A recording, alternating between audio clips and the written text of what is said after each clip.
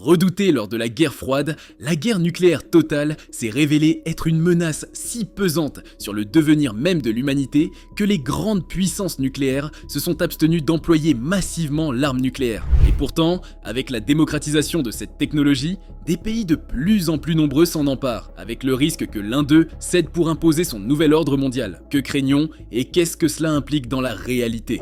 Inventaire des forces nucléaires dans le monde. Selon une étude de l'Institut international de recherche sur la paix de Stockholm, parue en juin 2023, en janvier 2023, la Russie, les États-Unis, la Grande-Bretagne, la France, la Chine, l'Inde, le Pakistan, la Corée du Nord et Israël possédaient au total environ 12 512 armes nucléaires, dont 9 576 étaient stockées dans des entrepôts pour une utilisation potentielle. C'est 86 unités de plus qu'en janvier 2022. Dans le même temps, environ 2000 ogives étaient en état d'alerte maximale. Parmi les leaders en nombre d'ogives déployées début 2023 figurent les États-Unis et la Russie. Ensemble, ces deux États possèdent environ 90% de toutes les armes nucléaires du monde. Actuellement, les principaux pays pointés du doigt par l'Occident sont la Corée du Nord, qui a réalisé avec succès plusieurs essais nucléaires, dont un de 80 à 120 kilotonnes le 3 septembre 2017, et l'Iran, qui est soupçonné d'en développer sous couvert d'un programme civil de production d'électricité à partir d'énergie nucléaire. Ces bombes atomiques pourraient être utilisées contre la Corée du Sud, le Japon, les États-Unis pour la Corée du Nord et Israël pour l'Iran. Le danger planétaire pourrait venir des États-Unis et de la Grande-Bretagne, qui se réservent également le droit de réaliser des frappes nucléaires préventives, principalement contre la Russie, accusée de tous les maux. Ces importants regains de tensions géopolitiques dans le monde pèsent sur l'avenir de l'humanité, qui est entrée dans une nouvelle guerre froide. Cette guerre où les puissances nucléaires, comme les États-Unis, la Chine, la Russie, Israël, l'Inde et le Pakistan renforcent leur capacité de dissuasion avec l'émergence de deux nouveaux blocs, États-Unis et Europe contre Russie, Iran et Chine principalement. La pandémie de 2020 a attisé les tensions entre les États-Unis et la Chine, notamment autour de l'indépendance de Taïwan, au point que la prochaine première puissance mondiale a déclaré début mai 2020 qu'elle triplerait son arsenal nucléaire de dissuasion.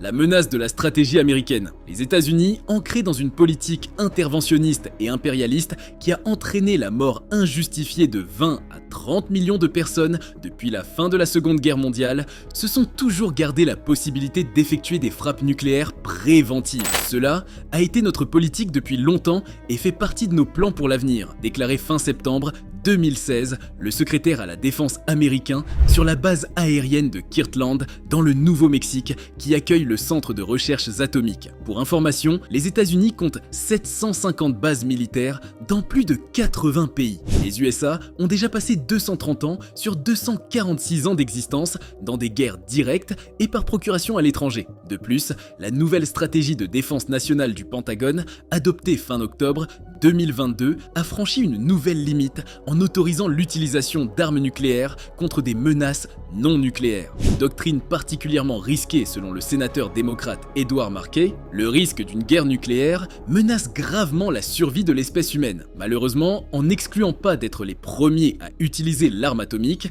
les États-Unis augmentent le risque d'une escalade nucléaire involontaire. En effet, le président russe Vladimir Poutine a averti que la Russie riposterait à toute attaque nucléaire par des frappes nucléaires. Il l'a réaffirmé clairement début février 2023. La Russie est dotée du système SPRN, un système d'avertissement d'attaque de missiles. Autrement dit, en cas d'attaque de missiles potentiellement nucléaires sur la Russie, des centaines de missiles nucléaires seront lancés immédiatement contre le pays agressif qui sera alors assuré d'une destruction totale. La puissance de feu nucléaire de la Russie. Outre ses missiles balistiques continentaux classiques, la Russie s'est dotée d'un missile balistique intercontinental lourd dénommé RS-28 Sarmat, ou Satan 2 pour les occidentaux, opérationnel depuis fin août 2023. Actuellement, c'est le plus puissant missile au monde. Il s'agit d'un missile capable de frapper n'importe quelle région sur Terre avec une puissance de feu dévastatrice et inégalée. Ce missile peut transporter jusqu'à 10 grandes ogives nucléaires ou 16 petites ogives qui peuvent être dirigées chacune sur une cible. Ces ogives sont des armes thermonucléaires, ce qui signifie qu'elles utilisent la fusion nucléaire plutôt que la réaction de fission nucléaire utilisée dans une bombe atomique. Elles sont ainsi beaucoup plus destructrices que les bombes larguées sur Nagasaki et Hiroshima à la fin de la Seconde Guerre mondiale. Pour cause, ce missile de 200 tonnes, 35 mètres 50 de long pour 3 mètres de diamètre, a une puissance totale de 8 à 12 mégatonnes de TNT, ce qui fait environ 450 fois la puissance de la bombe atomique larguée sur Hiroshima, de quoi transformer un pays de la taille de la France ou de la Grande-Bretagne en désert inhabitable. Sa zone de destruction est de 650 000 km² en seulement 2 minutes. Avec une vitesse de 20 fois celle du son, équivalent à 26 000 km/h, le vice-ministre de la Défense Alexei Krivoruchko a décrit ce nouveau missile comme impossible à intercepter. Avec de telles capacités, aucun système de défense antimissile, même le plus moderne, ne peut l'intercepter. Et quand bien même, sa destruction en vol serait encore plus dévastatrice. Au moins 50 systèmes de lancement de Sarmat sont déployés sur le territoire de la Russie depuis 2023. Les développements balistiques de la Chine, les tensions récurrentes entre la Chine, les États-Unis et l'Inde ont poussé le géant asiatique, la Chine, à s'armer considérablement et notamment avec des missiles nucléaires. Ainsi, en 2021, la Chine construit officiellement une centaine de silos de lancement de missiles sur son territoire et a testé avec un certain succès mi-octobre 2021 un missile à vitesse hypersonique d'une portée illimitée. Ces prouesses technologiques qui suivent de plus en plus près les recherches américaines et russes assurent à la Chine un statut de plus en plus redouté. Début 2023, la Chine comptait déjà plus de lanceurs de missiles terrestres à portée intercontinentale que les États-Unis. Le secrétaire général de l'Organisation du Traité de l'Atlantique Nord, OTAN, affirme que la Chine